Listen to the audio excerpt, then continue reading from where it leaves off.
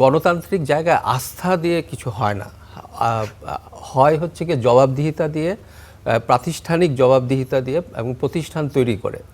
তো সেই প্রতিষ্ঠান তৈরির ব্যাপারে আমি একজন সাধারণ নাগরিক হিসেবে বলছি, সিভিল সোসাইটি, আমার কোনো রাজনৈতিক সংশ্লিষ্টতা নেই। তো সেই জায়গাটা থেকে আমি বলছি যে সেই আস্থার জায়গাটা আমরা কিন্তু বিএনপির কাছ থেকে পাচ্ছি না।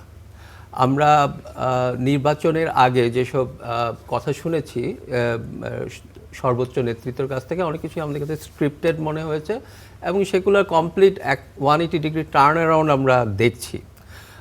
আমরা এরকম শুনেছি যে নির্বাচনের আগে আগে নাকি জুলাই সনদে গণভোটে হ্যাঁ ভোট দেওয়ার কথা হঠাৎ বিএনপি বলা শুরু করেছে, কিন্তু নাকি পার্টি থেকে নির্দেশ ভেতরে এসেছে যে না ভোট দেওয়ার জন্য।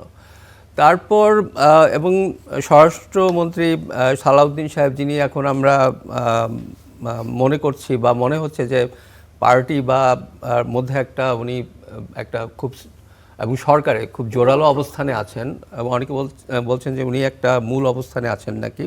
তো উনি একটা স্পষ্ট বলে দিলেন, মানে উনি হয়তো বলতে চান কি চান না আমি জানি না, উনি আসলে কি ভেবে কথাটা বলেছেন, কিন্তু এটাতে মনে হয় আসল কথাটা টের পেয়ে গেছি আমরা। উনি বলেছেন যে আমরা বিএনপি সব কিছুতে সাইন করেছে কারণ না হলে নির্বাচন হতো না।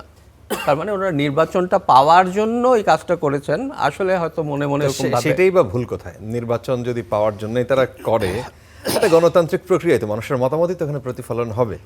তো সেই জায়গায় বা বিএনপির অপরাধ কোথায় দেখেন? আকিজ এসেনশিয়াল সরিষার তেল, স্বাদে ঘ্রাণে সেরা।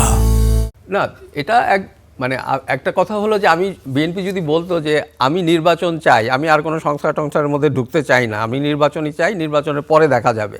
বিএনপির কথা তো বলেছে, তো বিএনপির সিনিয়র কেউ কিন্তু মানে তার আগে বলেছে যে এই সংস্কার টংস্কার পরে দেখা যাবে, কিন্তু যদিও একটা দীর্ঘ প্রক্রিয়ার মধ্য দিয়ে একটা যেহেতু মুখে তো অনেক কথা বলা যায়, কিন্তু কাগজে কলমে কি হচ্ছে সেটা আমাদের দেখতে হবে আর কি। কাগজে কলমে তো তারা সাইন করেছে, জি, যে সংস্কারের জন্য তারা সাইন করেছে, তাই না? তার মানে তারা সংস্কারের জন্য অঙ্গীকারবদ্ধ।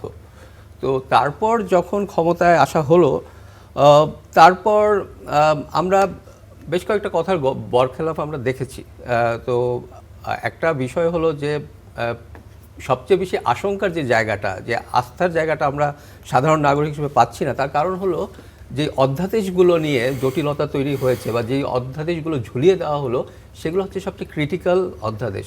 এখন বিএনপি বলতে পারে যে আমার 120টা অধ্যাদেশের মধ্যে আমি 100টাই পাস করে দিয়েছি, কথার কথা আর কি, বেশিরভাগই 90% করেছি, 70% করেছি। কিন্তু আপনি যেগুলো সবচেয়ে বেশি ক্রিটিক্যাল, যেগুলো ওয়েট সবচেয়ে বেশি, আমি যদি এখন এগুলো ওয়েট কাউন্ট করি তাহলে সেগুলো মিলে আসলে হচ্ছে গিয়ে 80% বলা হবে, বাকিগুলো ইনসিগনিফিক্যান্ট, তেমন কোনো সিগনিফিক্যান্স নাই। যেমন আমি বলি যে বিচার বিভাগের স্বাধীনতা, বিচার বিভাগের স্বাধীনতাটা হচ্ছে গিয়ে আমাদের বার্নিং একটা ইস্যু। কারণ উপরে খোদা তাআলা আল্লাহর পরে মাটিতে আপনি কার কাছে যে বিচার চান?